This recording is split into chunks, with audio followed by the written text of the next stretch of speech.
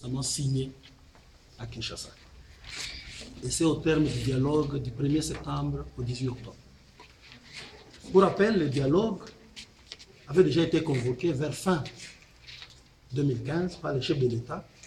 Et pour nous, le PCP, nous avions considéré que cela faisait partie des stratagèmes de se maintenir au pouvoir. Ce n'est qu'avec la résolution 2277 que tous les acteurs de l'opposition comme de la majorité, et même ceux de la société civile, nous avions convenu de participer à ce dialogue en essayant d'exiger certaines garanties.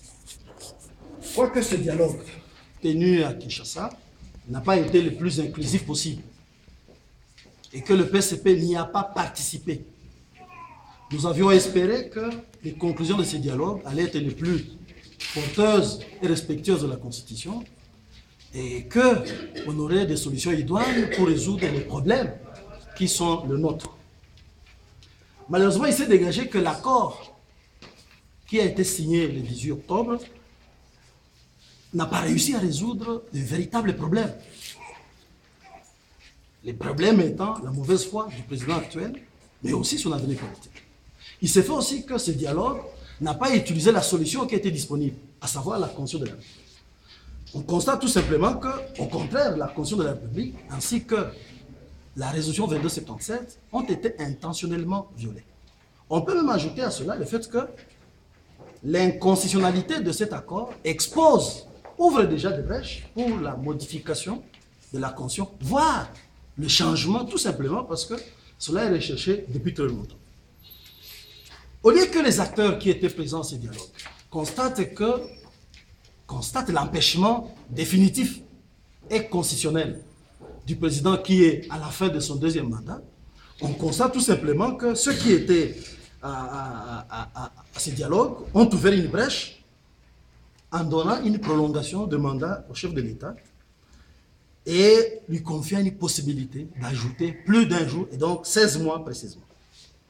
Non seulement cet accord n'a pas été signé par le chef de l'État, il n'a pas non plus été paraphé ou signé par le responsable de la CENI.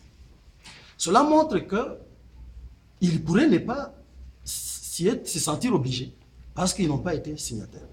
On peut aussi constater le fait, par exemple, que le Premier ministre ici de cet accord n'a pas été nommé exactement à la date du 8 ou du 14 novembre. Si on considère, par exemple, pour le premier cas, les jours où l'accord a été signé, ou alors pour le deuxième, pour ceux qui pensent qu'il fallait considérer la date de soumission de cet accord auprès du président, si on voit que cela n'a pas été respecté, ceci est un indicateur en plus pour montrer que ceux qui n'ont pas respecté la Constitution ne seront pas prêts de respecter un simple accord.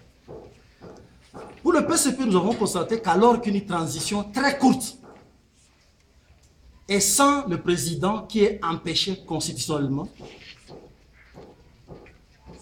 était possible, curieusement, les dialoguistes ont confié une prolongation et en plus, ils ont confié tout ce qui n'a pas marché pendant 10 ans d'exercice de pouvoir par la majorité à un gouvernement de transition. Et cela, que ce soit sur le plan politique, sur le plan sécuritaire, sur le plan social ou économique.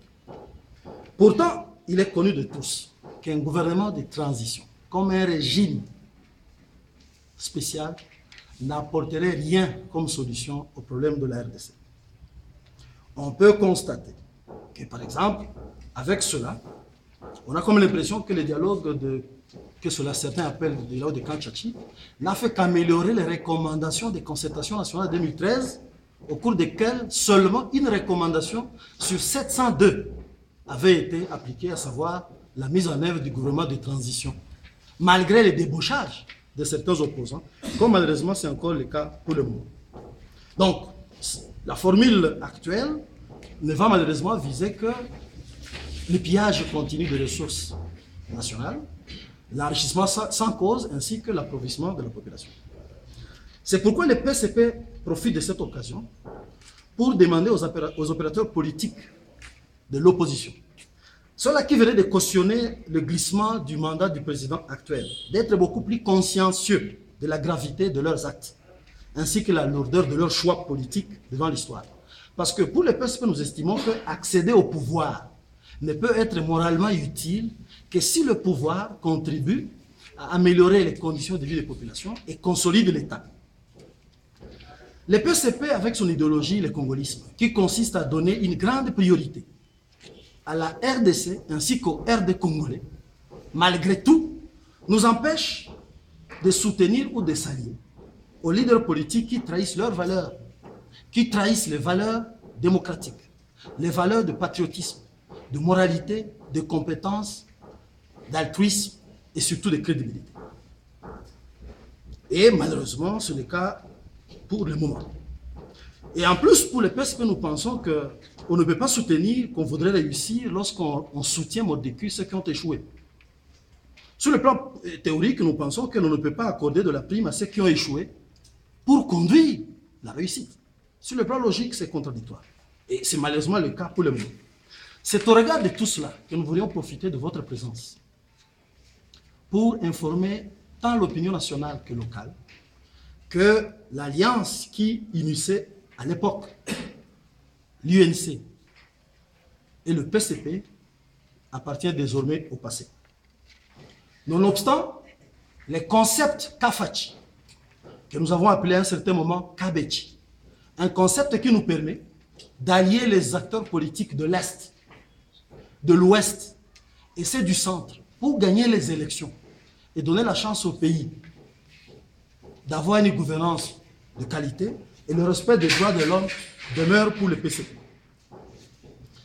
Au regard du rétrécissement de l'espace des libertés publiques, notamment l'arrestation de certains responsables des médias, la confiscation des matériels, l'obstruction des manifestations, le brouillage des signaux ou l'harcèlement de certains leaders, nous pensons que le pouvoir n'a que la force et l'agressivité pour se maintenir de force et imposer un plan machiavélique.